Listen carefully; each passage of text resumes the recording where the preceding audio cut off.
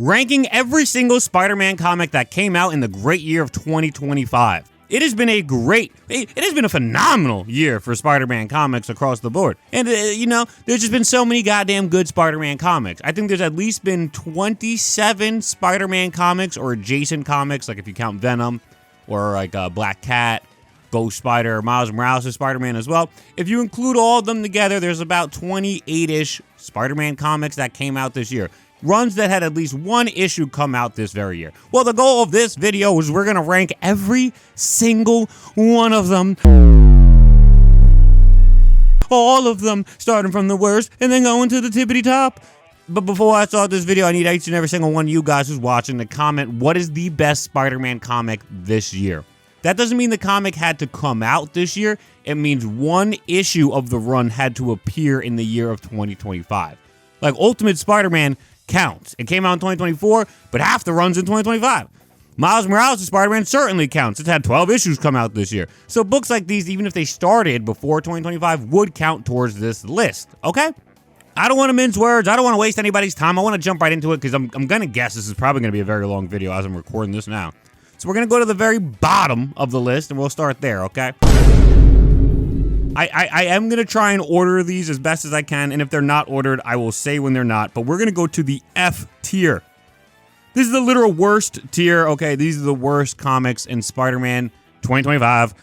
For me, the absolute worst comic Spider-Man has coming out right now in this great year of 2025, it's not a great book, Radioactive Spider-Man. This, to me, is the worst book of the year. It is terrible. Not only can I not stand the fact that yet again is it an alternate like apocalyptic future and Mary Jane is dead. That is already like wow. They've done it again. Is anybody surprised? But we gotta go even further. For some reason, Aunt May is still alive. If you watch me and you watch this channel, you know I can't stand the notion that this character Aunt May is still alive. She was like in her 60s or 70s in the very first issue of Amazing Spider-Man. This is an apocalyptic alternate future. That means it could be like 100 to 200 years in the future from when she first appeared. Grant, we don't know, but it could be. You know, I'm just saying in theory. And yet she's still alive and kicking. And actually, we're led to believe she's the one who killed Mary Jane in this alternate future as well. It's just fucking bananas to me. This book is so trash when you're looking at Peter Parker, Spider-Man, and anything surrounding him. But then when you look at Miles Morales' Spider-Man, who for some reason appears in this book that's just a complete indictment on Spider-Man. For some reason, Miles Morales' Spider-Man is not called Miles Morales' Spider-Man. He's fucking called Spin. Like the kids show for like babies. When they gave him a baby name. Because they didn't, I don't know, I would say they didn't want to confuse kids, but I've seen Spider-Verse, which is still geared towards kids, and there's plenty of Spider-Man in that. I played the Insomniac Spider-Man games, and they're both Spider-Man in that as well. So I truly don't understand why the name Spin was even created. It doesn't really have anything to do with spiders either. If you're going to say spin a web, that's not, like, that's so stupid. Like, spiders do plenty of stuff that have verbs in them that you can throw out and make into nouns, I guess. But Spin is not at the top of my list, personally. Either way, the fact that Miles Morales Spider-Man is no longer called Miles Morales Spider-Man in this book because it's an apocalyptic future and they're calling him Spin, thumbs down. Aunt May still being alive, thumbs down. Mary Jane was killed probably by Aunt May, that's what we're led to believe, thumbs down. Ghost Spider even showing up at all, thumbs down. Peter Parker Spider-Man looks hideous, thumbs down. This is the worst book of the year, in my opinion, in the Spider-Man mythos. But we'll move on. Up next, I have Ghost Spider. Now, Ghost Spider actually technically has two different books that have an issue that came out in 2025, if I'm not mistaken. We're not talking about all new Ghost Spider. This is just the original Ghost Spider before all new Ghost Spider started. This, in my opinion, is the second worst book of the year. Nothing in this book really grabbed me. I didn't care. I don't care about the Black Tarantula guy. Miles Morales, Peter, and Cindy showing up felt like way out of place, and they felt like they didn't actually care about her. I didn't care about that. The artwork for Gwen in some scenes just doesn't look good at all. So for me, Ghost Spider is really towards the bottom. I really don't understand why they can't figure out what to do with this character. She was really so cool, and I believe it was Earth 6-5 is where she originally comes from. And nowadays, it just feels like they're just rehashing stuff, whether she's fighting clones of herself or some god-knows bullshit, or she's fighting other Spider-Man villains that actually already exist. I would like her to get her own thing going on like Miles Morales' Spider-Man has, or Cindy Moon even has. Why is she just, like, there in her own bubble, even if she exists in 616 now? For me, Ghost Spider, in the dumps. That's my second worst book. After that, I got Spider-Girl. I think Spider-Girl is also really, really bad. These books that like to pretend that these characters always existed are not for me, okay? They're just not. I do think the one cool thing about Spider-Girl, that probably the reason why I put her above these other two slots, I like that she's a mutant. I think that's pretty cool, actually. But outside of that, like, I don't really care for the character. The original Spider-Girl is, like, so much fucking better than this, man. And the fact that the original Spider-Girl, who was the longest running ongoing for a female character in Marvel history, still has not been continued, and we're just going to pretend like this is volume 3 of that with a completely different character in a completely different universe. It's mind-boggling to me, honestly. The story itself doesn't really do anything for me. I don't really care. I'm going to move to the next up, which is the last book I have in my F tier. F tier finally ends with Spider-Boy. Now, I know a lot of people may be a little upset about this one, but if you follow me, you understand there's no reason to be upset. I don't like this fucking character. I don't care. Like I just said, I don't care when characters are supposed to be pretending to have always existed. After the final Spider-Verse arc that we got, that's not Spider-Verse versus Venomverse, just like the regular Spider-Verse, Bailey just comes into fruition out of nowhere as if he always existed in the universe. I don't care. That's such a boring and bland storyline. How many times are we going to do this? How many times are we going to do this? On top of that, I think his character is just whack. I don't care about the other evil Bailey. I actually do think there's a little bit of stuff there with like the scientist lady and all the other people and his friends he was working with. I like that he fought the pinball, a bone ball guy. But overall, the story doesn't do anything for me, and I don't think this character is needed at all. I just don't care about him in the slightest. So Spider-Boy is going to tip off my F tier. My F tier ends with Spider-Boy. All right, now we're going to move to my D tier. As we move along the rankings, these books are slightly better than the other books we had just talked about.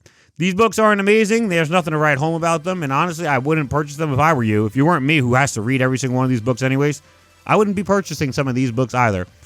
But we're going to start this tier with all new Ghost Spider. Now, I know what you're probably thinking. Why is this Ghost Spider run better than the last Ghost Spider run? The last Ghost Spider run was an F tier. Why did this one make it a D tier?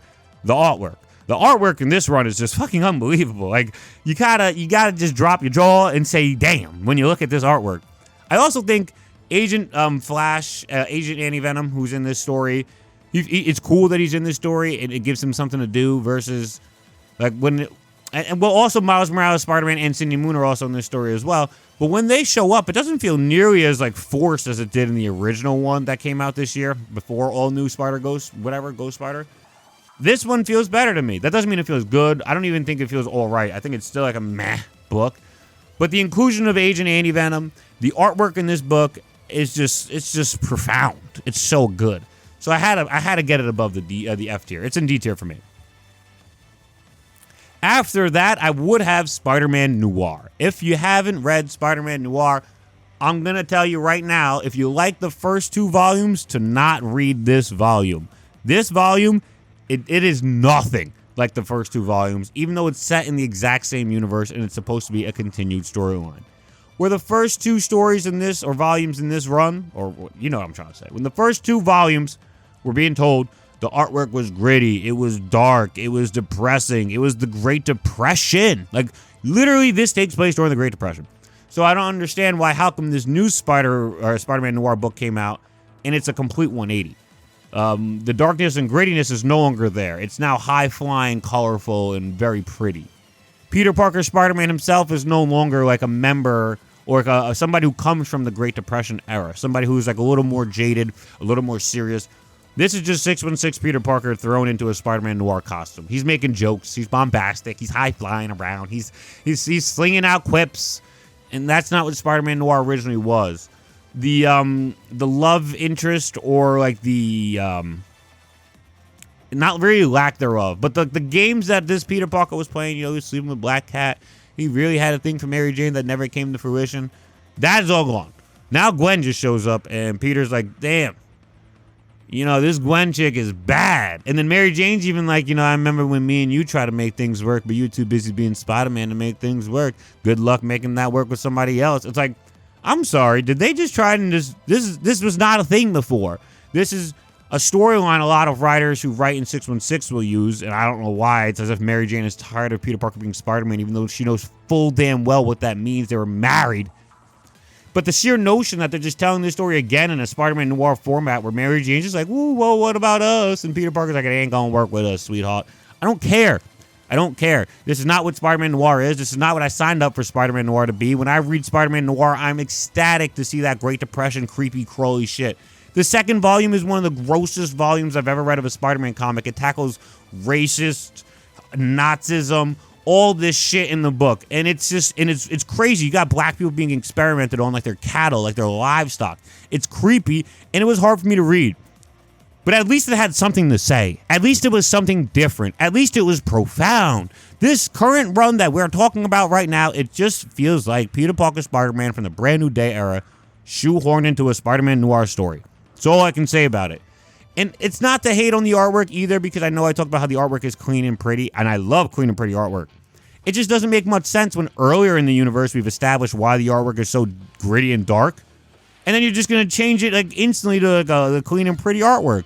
Like, I love Gleason. I think he's one of my favorite artists of all time, honestly.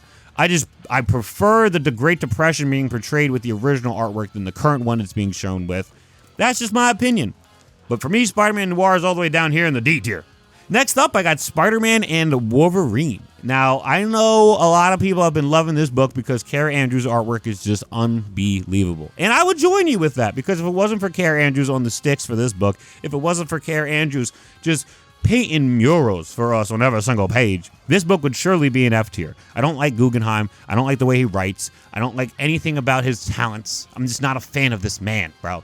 I don't care how he's retconning stuff out of nowhere. I don't care how he's making Peter Parker and Spider-Man, or Peter Parker Spider-Man. I don't care he's making Spider-Man and Wolverine like at odds when the last time we checked, these guys are best friends. Remember, that was the ending of the Zed Wells run. Remember the best friends arc? So for me, it's just so like, what is this guy doing? I can't believe this book is set in 616. At least everybody who's talked to me about this book has told me it is. I can't fathom it is. It doesn't make sense to me. Kara Andrews, your artwork is fucking unbelievable, so it has to be in at least D tier.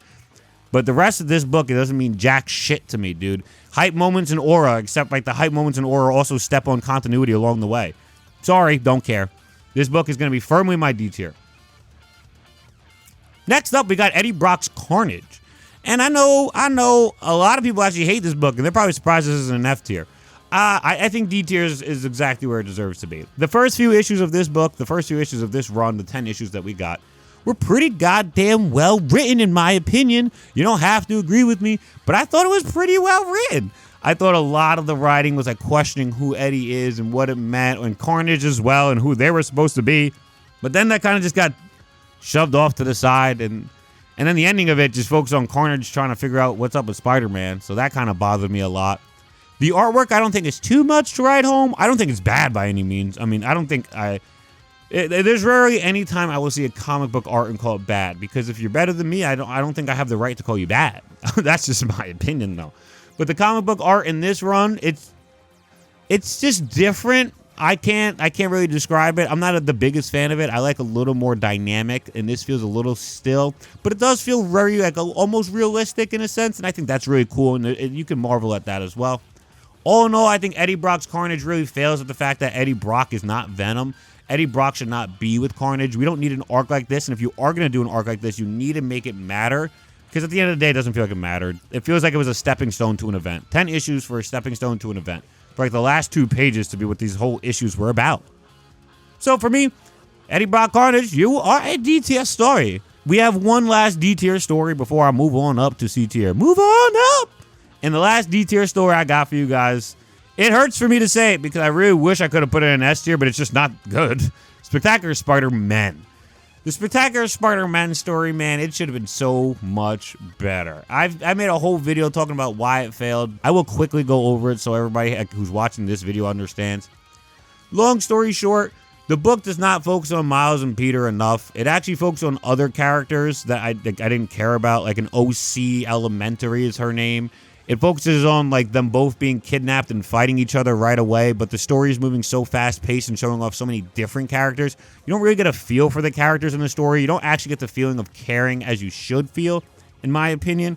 Again, I really wanted to love the story. I love Greg Wiseman, and I thought he was doing a good job, but editorial is going to come into play, and they're going to force him to use Elementary like within the first 9 issues. And then the first 8 issues was the Nave arc, and like I told you, they were being kidnapped, fighting with each other, and like it was moving too quickly. It really felt like this book never got its footing. It never hit the ground and was like, oh, let's push off. It just constantly was trying to find traction, and it never managed to do so.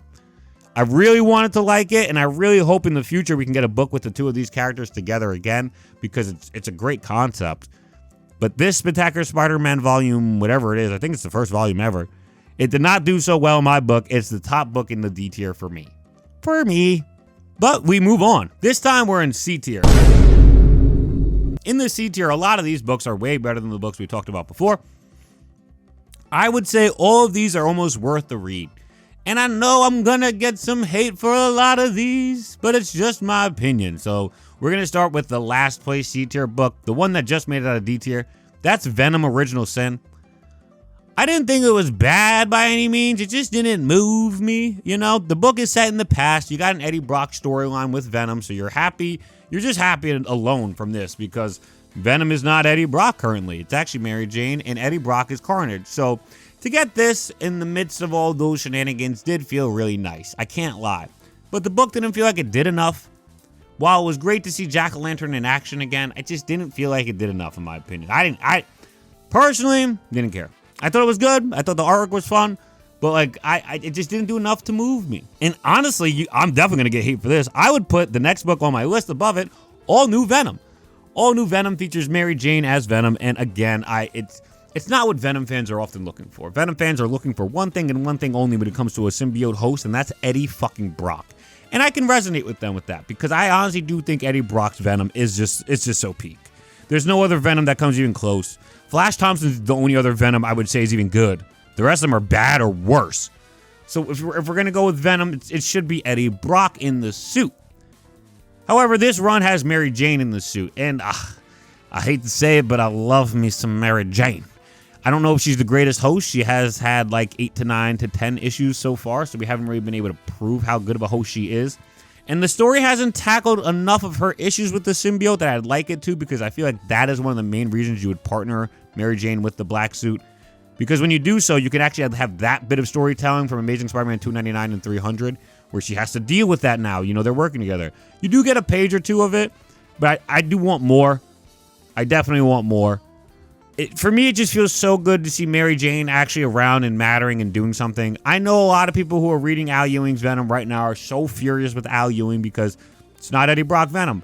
But I personally, I wish it was Eddie Brock Venom, but the fact that it is Mary Jane's Venom and he's respecting her character, I gotta say, I'm okay with it. I can work with it. It's in my C tier. I'm not saying it's the greatest book ever, but I do like it more than Eddie Brock Carnage. I like the artwork more than Eddie Brock Carnage. And I like Mary Jane as Venom more than I like Eddie Brock as Carnage. Next up, though, we have Spider-Man vs. Godzilla. Now, this book was really fun. I'm not trying to hate on this book. It is in the C tier. The reason for that is really editorial stuff. Like, they wrote Black Cat and Mary Jane, like, arguing with each other, and then, like, the editor's notes on the side aren't even, like, lining up with what's actually happening in the story, and that kind of bothers the story and boggles it down a little bit. But outside of that, like Spider-Man fighting against Godzilla, I thought it was fun. The cameos in the story were great as well. It was a fun story. It's not the greatest story by any means. And like I said, the editorial really is going to do anything they can to get in the way of any solid story Spider-Man has. But Spider-Man vs. Godzilla is definitely not terrible. The top of the C tier. And I honestly think a lot of people are going to be happy I put this book here, because they probably expected it way lower. But for me, the top book of the C tier is Amazing Spider-Man, the current Amazing Spider-Man run. This Spider-Man run is not groundbreaking. It is not you're not picking up issue number 1 and you're like, this is Spider-Man. I've never read a Spider-Man comic more Spider-Man than this. Like, that's not going to happen when you pick up Amazing Spider-Man. But if you read Zeb Wells' Spider-Man and you picked up this Spider-Man, in contrast, it seems more likely that this would happen. I would honestly give Zeb Wells' Spider-Man run like a 1 to 2 out of 10. Whereas the current Amazing Spider-Man run, it's like a 6.5. It's not horrid. I can't stand the fact that Mary Jane and Peter Parker aren't together, and I always will be mad about that. I will lament it until I'm in the grave. 6 feet under is where they have to put me to stop me from being mad. And even then, I may wake up as a zombie, furious at them. Either way, though, everything else with Peter Parker, it's a lot better than the Zeb Wells run, though. When we were reading the Zeb Wells run and Peter Parker's getting bitched out every other panel, holy moly, it was tough to read. That's my goat. That's crazy talk. Why is he being such a pussy?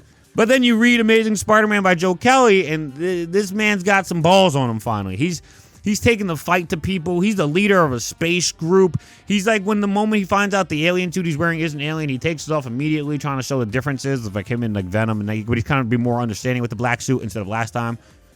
And then he uses the suit, and the two of them work together to win their fight again. He's just always constantly trying to stand up for people. He doesn't seem like a total loser dork anymore. The relationship stuff is all terrible. Don't get me wrong. Like, I don't care about Rayleigh, and I don't care about Shay. Somehow I care about Rayleigh more than Shay. Like, I don't even know how that's possible. She only has 4 appearances. But I guess that's Joe Kelly. Joe Kelly is better than Zeb Wells in writing Spider-Man, in my opinion. Zeb Wells is a very, very phenomenal writer for his Hellions run. Don't get me wrong. That shit was fire. But when it came to Spider-Man, Joe Kelly's is way better than Zeb Wells. And for me, the artwork and everything, when you got Pepe Larraz on this book, when you put it all together, I think Amazing Spider-Man is the top book of the C tier. I don't know if it's necessarily worth reading, but I do think that you don't lose out by reading. Like, it's a fun story. Spider-Man's doing cool stuff. The Norman Osborn Spider-Man stuff is ass, but we go one step at a time. It's C tier. This isn't B tier. We're going to move to B tier, though. At the bottom of my B tier, this is the bottom of my B tier, I think this book has a lot of high highs and a lot of low lows, and it's probably the only book on here that could even do that. It's called Venom, Black, White, and Blood. If you haven't read any of the Black, White, and Blood series, it's a bunch of shorter stories inside of a comic book, and it'd be like a 5-issue run. So let's say the run is like that. I think came out with 4 issues. It might have been 5, but I think it's 4. Let's say it was 4 issues. You get at least 3 to 4 stories in each. You'd probably get at least 12 different Venom stories in here. Almost all set in the past. Some were set in a different future. Some were set in a different universe entirely. To me, I think that when you read the high highs of this book, it could have even been S tier. But then you read the low lows of this book, and it could have been F tier. So altogether, when I've read it and I found like there's like I think the first 2 really had the better stories, but even the 3rd and 4th one had some good stories. That's why this book really finds itself in B tier for me. There's some good in there. There's some great in there. Some bad in there. But all in all, it's good. B tier, I think it's worth the read. The next story I have up on my list right here, Your Friendly Neighborhood Spider-Man the Comic. If you haven't seen it, I did make a video on this comic book as well. I think this comic book is way better than the show. The Peter Parker Spider-Man in this comic is like, he's way more like the classic Peter Parker Spider-Man. When you're reading this comic book, he's like feisty. He's angry. He's like telling the freaking enforcers, he's like, this is my city, and I'm going to protect my city. Y'all got to get the hell out of here. You going to face me, boy. Like, he's fiery, bro. He's got that anger to him. He's like telling Superman, get the hell out of here type beat, yo. And honestly, it felt good to read, especially because then you watch the show and you're like, what happened to my boy? The show really just did a number on my boy. And the show and the comic were coming out at the same time, but the show actually finished first. So you finish the show, you're like, I guess he's a wimp, loser, dork. And then you finish the comic, you're like, I don't know actually what went wrong. Did the comic writer and the showrunner not talk to each other? Because in the comic, he's very, very like independent, doing his own thing, stands up for himself. He's a leader. And then in the show, he's very timid, shy, very like second-guessy. Oh, no, the comic I thought was very good. It's a B-tier comic at the very least, and I strongly suggest everybody picks it up if they can. We're moving on. This is the second place in my B-tier. In my second place B-tier, I have the Black Cat comic book. This is the current run. It's being written by Wilson, and let me just tell you, she is cooking. She's doing such a phenomenal job with the Black Cat, man. So when I first started reading the run, I didn't think it was too good because I thought it was very funny, and it was very on the nose, and it was just like a comedic story. And I'm like, this is... why is it so comedic? But then I actually realized it's supposed to be comedic. And I had to reread the entire run, and I'm like, oh my God, I get it now. Like, it's such a better story when you actually understand the tone and you're trying to get the tone. When you're reading a comedy and you're trying to expect it to be serious, obviously it's going to come off bad. But when you're reading a comedy and you're expecting it to be funny and have lighthearted but still good moments that matter, you will get that in this Black Cat run. At least that's what I've found in doing so far. I very much enjoyed it. The thing that I found interesting, obviously I could be wrong on, I just don't remember when Black Cat got her unlucky powers back. I remember they got rid of them for a bit because it was just kind of like annoying. But now she has them back in this run. It doesn't bother me too much. I just don't remember when that happened necessarily. Either way, I would strongly recommend Black Cat to everybody. All these books from here on out are recommendations in my opinion. We can move to the top of the B tier. For me, this is going to be my number 1 story in the B tier, Miles Morales' Spider-Man Ultimate Incursion. Now this book, I think this book was phenomenal. A lot of people went into this book who were 6160 fans and they hated on it. And they literally hated on it for the sheer notion that it didn't do anything for 6160, which isn't even true. But they hate on it for the sheer notion that it wasn't like focusing for 6160. It was more so focused for Miles Morales' Spider-Man story throughout. I read Miles Morales Spider-Man for Miles Morales Spider-Man. I'm not sure about you guys. I didn't pick up Miles Morales Spider-Man Ultimate Incursion to read about the Ultimate Universe. And I'm happy when it shows up and it is talked about and Miles does get to meet these other people. But I didn't pick up the book just so I can get like a greater picture of the Ultimate Universe. I want to get the full scope, so let me get every single book in the run, which I understand people would like to do. It's fair. It's totally fine to do that. But when you're picking up a book called Miles, actually, I think it's just called Spider-Man Ultimate Incursion. You're picking up a book called Spider-Man Ultimate Incursion, and it focuses solely pretty much on Spider-Man. There shouldn't be an issue. If you're going to complain about that, I don't want to hear it. I can't fathom anybody who would want to hear it. That would be like me picking out and buying Yu-Gi-Oh cards and getting mad that they're Yu-Gi-Oh cards. Are you fucking serious? It's got to be the most inane commentary on a story or criticism I've ever heard. And it's just so frustrating, too, because I don't want to put this on a lot of people.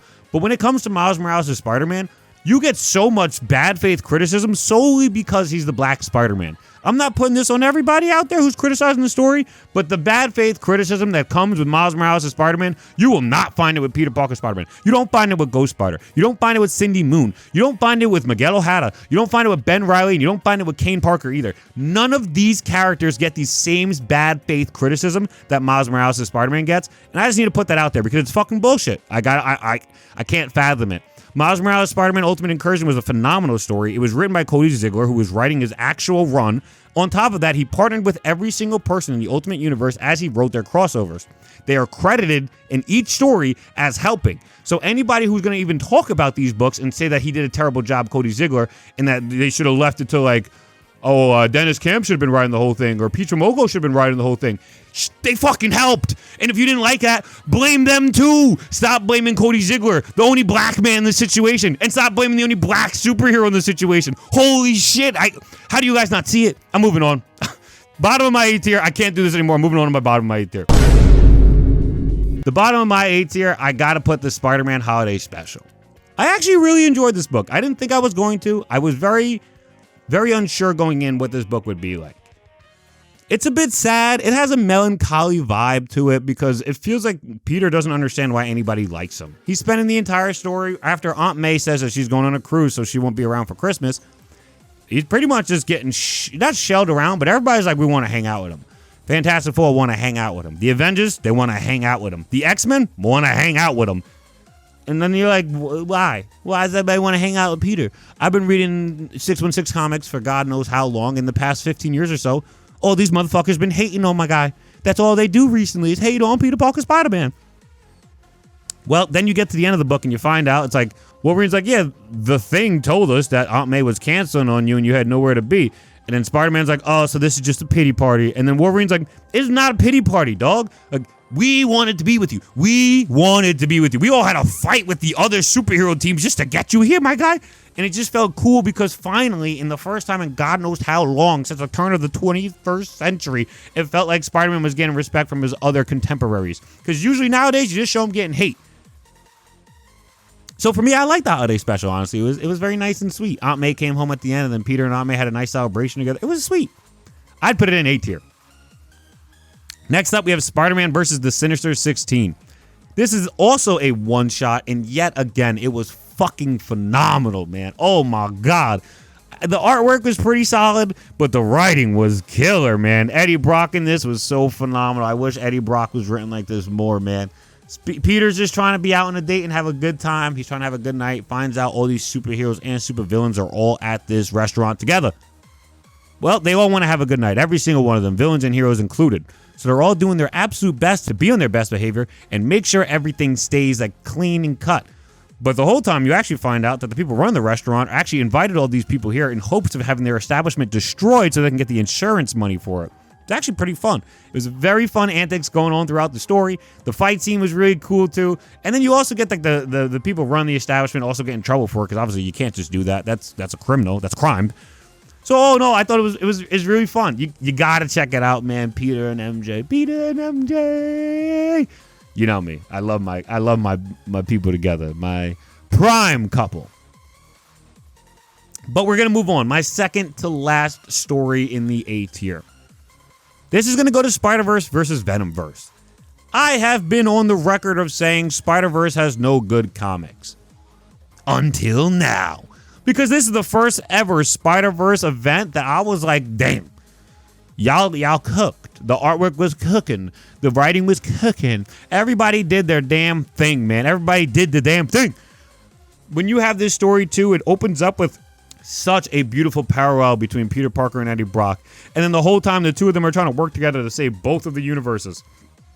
Because they're both good guys at the end of the day, and they both want to do what's best. Like, it just felt so good. It felt like all the characters were respected. And it honestly, you know what it did? You know what it did for me? That was really shocking.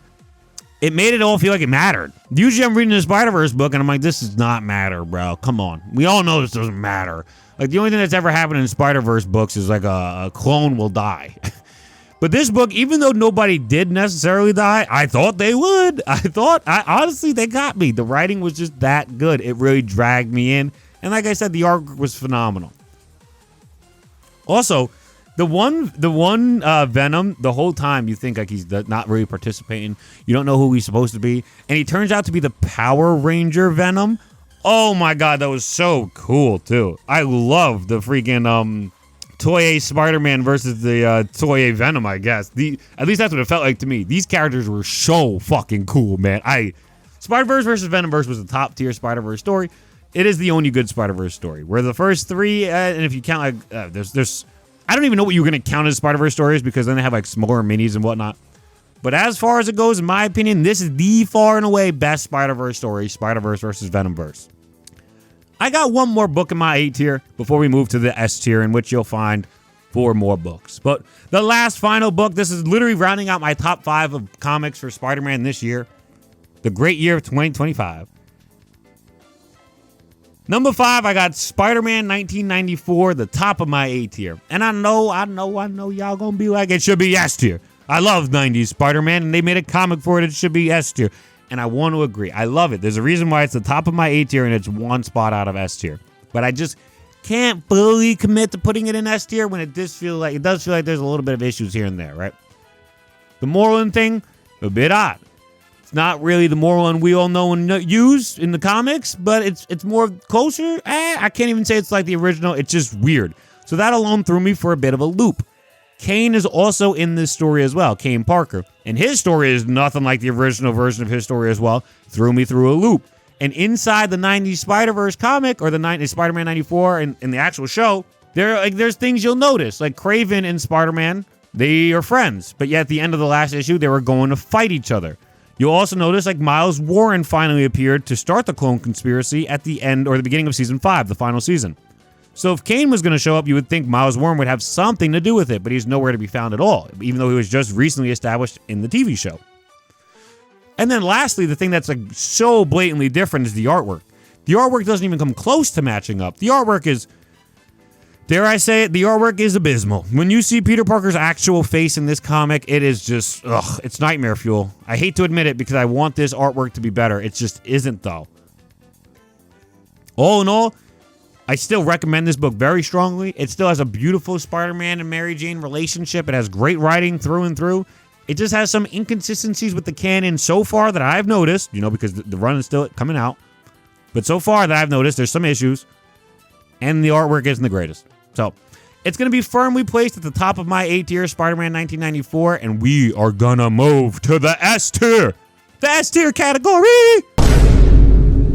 Now, the number 4 spot on my list, the first book in my S tier, Miles Morales Spider-Man by Cody Ziegler. This is the best Miles Morales Spider-Man run in my opinion. There's a lot of good ones. Actually, I think every single one of them is at least good. Bendis and Ahmed. But this is my favorite, man. This one is so freaking good. It did a lot of service to Miles Morales' Spider-Man where services need to be done.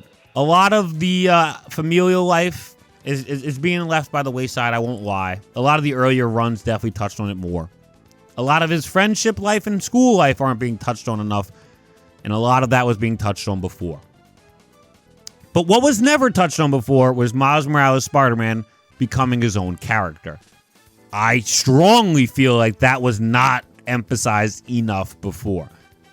What makes a character their own character more than anything, in my opinion, is having their own villains. Like when you fight your own villains, you have your own rogue gallery, you're your own character, regardless of your quote-unquote name. Like, they could both be Spider-Man for all I give a shit. If you want to call one the Ultimate Spider-Man, one the Amazing Spider-Man, even better in my eyes. But realistically, you gotta give Miles Morales Spider-Man some villains. And that was finally fucking done in this run, man. And it was much, much, much needed. The plethora of villains they added really helps Miles stand out and feel like he's his own character. Versus before, you'd have a lot of like the high school drama. You'd have a lot of the familial issues. But to me, that doesn't even make him feel like his own character. You know who had a lot of drama with being Spider-Man and trying to make things work in high school? Peter Parker. You know who had a lot of drama with his aunt when he was trying to be Spider-Man and not let her know who he was? Peter Parker. Actually, every Spider-Man in the Spider-Verse essentially has this. All of them. All of them. So you're not setting them apart when you have Miles Morales' familial situation like coming under fire because he's Spider-Man and his parents don't agree with him. You're not doing anything different. You're not doing anything different when you have Miles Morales in high school and he's late to class or he's forgetting to do work and stuff or he's missing assignments or he's missing clubs because he's Spider-Man. You're not doing anything different. When you give him his own villains, that's finally doing something different. Honestly, you know what was doing something different? When you made his family actually matter and care about him too. In the original universe, his family, well, his mom loved him, don't get me wrong, but his mom dies. And then his dad blames him for everything. And it's like, yeah, this is sad. Don't get me wrong. This is like really gripping. It's sad stuff. And I won't lie. It's gripping. It gets the reader involved. The reader wants to keep reading. They're like, damn, this is fucking brutal. But how is that much more different than Peter Parker, who constantly was under torture porn, like constantly was getting fired up from people around him when he was trying to do the best things?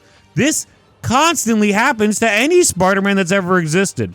Sure, it just happened to be with Miles' dad in particular, which Peter does not have in his life. But that doesn't make it that much more different, at least in my eyes. The current run by Cody Ziegler really helped this character stand on his own, in my opinion, in a way he's never done before.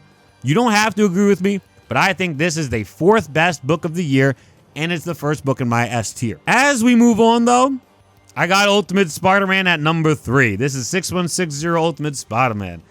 This book is fucking 10 out of 10. It's amazing. It's so godlike. But it's not number 1 or 2 on my list for a few reasons. I can't lie. The first year of the book was peak. And then coming into this new year, which these issues came out this year as well, with the Kraven issues, were fucking godlike. Spider-Man fighting like a T-Rex and beating it up. Spider-Man then going toe-to-toe with Kraven after Harry gets shot and Spider-Man thinks Harry's dead. All of this was so good. Spider-Man racing home to hug Mary Jane, and she's like, "Oh my God, I thought you was a governor." And like that just felt so good. It made me feel so connected to the story. But then after that issue, they don't really talk about Spider-Man much, do they? They do, and he shows up in like a panel or two in certain issues. And there's other issues where he does, like the date issue was fucking phenomenal. But these other issues that are focusing so much on Harry and Gwen, man, it's really cramping my style when it comes to this book. I don't care about these two like I care about Spider-Man and Mary Jane. I just don't. I love the espionage story, and I love how this is a story set about 6160 New York City, but I really do wish it focused a little bit more on Spider-Man. Why is Doc Ock all fucking Southern Superior Spider-Man? How is this supposed to work into the grand scheme of the story? Why is Richard Parker also Spider-Man and Venom? How is this going to work into the grand scheme of the story? We have 2 issues left. They just was throwing so much stuff at the wall. And none of it's going to stick because, if I'm not mistaken, Hickman believed that another writer would take it on after he was done. So he put a lot of stuff into play, like Shocker getting his powers and who he got his powers from. Doc Ock being Superior Spider-Man. Richard Parker being Venom. Black Cat. All this stuff felt like it was going to get more play down the road. Not going to happen anymore because this story's ending on issue 24, and then after Ultimate Endgame, the universe is supposedly done. All in all, I do think the book is fucking unbelievable. The artwork is a 10 out of 10. The story writing is a 10 out of 10. It just needed to focus on Spider-Man more if it wanted to be number 1. But we're going to move on to my number 2, and then we'll move on to my number 1. There's actually so many on this list, I can say my number 2, and I don't think you guys will immediately know what number 1 is. But in my number 2 spot for the Spider-Man comics in the great year of 2025, I would put Spider-Man versus Predator. Wowzers! Wowzers! This book was so fucking good. When you look at the artwork being a 10 out of 10, like so much of the artwork in these books has been. You go even further though, and the storyline was just so phenomenal, bro. Spider-Man like working in the heat, and all these bodies are getting gutted open. J. Jonah Jameson and Peter trying to work together to get the story out so more people can read and be safe. You think Mary Jane's gonna die? Mary Jane barely escapes the Predator, and she's constantly being hunted by him. Spider-Man then runs into 3 different Predators, and he has to take them all down at the same time, and he manages to do so. Kraven and Spider-Man meet, and the one Predator who's got like the self-destruct or activated is about to blow up all of New York City, and Spider-Man just like, get the hell out of here, man. Grabs the fucking bomb and swings off. Mary Jane's running after him like, no, Peter. And then Peter throws the bomb and survived. Peak. That was peak. That was a 10 out of 10 story. Benjamin Percy, you are the guy. I really wish you were writing Spider-Man right now, Benjamin Percy, because you just fucking get it, man. I love the way you wrote this book. Spider-Man vs. Predator is a literal 30,000 out of 10. It's so fucking good. But the number 1 story on my list, this is the number 1 story I have for Spider-Man in the year of 2025. Amazing Spider-Man Torn. I think this is the number 1 book. I know it's not completely out so far. It hasn't been finished yet. But it just does something no other Spider-Man book does to the degree that it does that's on this list at the very least. There is so much care into every single character, man. It's so sincere. A lot like the Tobey Maguire movies where it felt like characters will have their own stories even if their stories aren't played out on the screen. That is what's happening here. You have so many storylines going on that it feels so good to know, bro. Mary Jane feels so respected. Peter respected. Gwen Stacy's alive and respected. Harry respected. For me, man, it's hard to not say Amazing Spider-Man Torn is the number 1 story. The only maybe issue you could have with it is currently the villain isn't the coolest or craziest thing anybody's ever heard of or seen before in their lives. But that doesn't mean that this story is bad inherently. First off, we still have 3 more issues to go, so we get to see way more from her. But on top of that, the story just has so much left to give us. We're only 2 issues in, and I'm already saying it's the number 1 book. When Peter Parker's given this much respect, man, you just have to acknowledge it. You can't, there's no way around it. You don't lie to yourself. You say, wow, this is fucking great, man. The artwork is phenomenal. The writing is phenomenal. And to me, this is the best Spider-Man book of the year. My number 1 book of the year is Amazing Spider-Man Torn. Please tell me what you think on it. I really want to know. I mean, I curated this whole list, and I want to know what people think about it. I worked really hard. I hope I didn't miss any books. I've been asking plenty of people around everywhere to make sure I got every single book that came out this year. I hope I did. But if I'm missing something, comment it down below. And let me know what you think of my list. What do you think is the best Spider-Man comic of the year? What do you think is the worst? I'd love to hear from each and every single one of you guys. I'm so grateful you guys stayed for this video and got to watch this much of it. I had a blast making it. It really means a lot to me. This was really cool. Shout out to Spider-Man Comics. 2025 was a great year. Ultimate Spider-Man, it's coming to an end. Miles Morales' Spider-Man is also coming to an end. Amazing Spider-Man Torn will be ending as well. So, and Spider-Man vs. Predator also already ended. What will be next year's S tier? I have no clue. We're just going to have to wait and see, and hopefully some great books could come out again, because this year, the best of the best were some really goddamn good books. Even if the lower tiers weren't that great, the S tier is unbelievable. That's pretty much it for me in this video, though. I am so appreciative of each and every single one of you guys. Dunk out. Peace.